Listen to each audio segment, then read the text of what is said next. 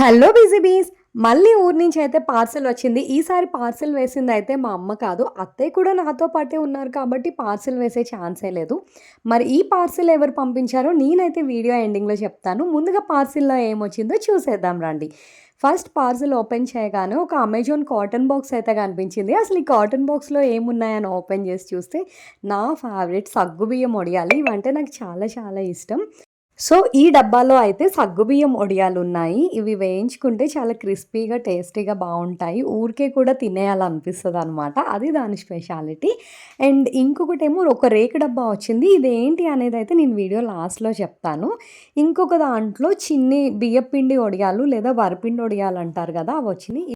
Next ఏముందా అని చూస్తే బకెట్ వచ్చింది. బకెట్ ఏంట్రా బాబు! బకెట్‌లో ఏం పెట్టారా అని కవర్ ఓపెన్ చేసి చూస్తే ఒక కవర్‌లో అయితే జంతికలున్నాయి.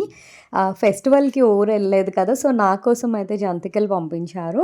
అదే డబ్బాలో అప్పడాలు కూడా వచ్చినియి. బట్ కొంచెం ముక్కలయినియి. దూరం నుంచి వచ్చినియి కాబట్టి, ఈ అప్పడాలయితే నా ఫేవరెట్ అనమాట. ఇవి మోస్ట్‌లీ విజయనగరం, శ్రీకాకుళం సైడ్ వాళ్ళకి తప్ప ఎవ్వరికీ తెలీదు. హోమ్‌మేడ్ అప్పడాలు. నాకు తెలిసినంత వరకు ఈ 2 డిస్ట్రిక్ట్స్‌లో కాకుండా నేనైతే ఎక్కడ చూడలేదు. అండ్ ఇంకో కవర్‌లో వచ్చేసి నువ్వులుండ్లున్నాయి. ఇవి కూడా చాలా యమ్మీ అండ్ టేస్టీగా ఉంటాయి. ఇవి మా సైడ్ బెల్లంతో చేస్తారో, ఆ బెల్లంతో ఏ స్వీట్ చేసినా పర్ఫెక్ట్ ఉంటుంది. అండ్ ఆల్సో అరిసెలు గూడా పంపించారు. ఇంతకీ ఈ పార్సెల్ పంపించింది ఎవరు అంటే, మా మేనత్త నా కోసం ఫెస్టివల్‌కి ఊరెళ్ళేదని ఇవన్నీ చేసి పంపించింది.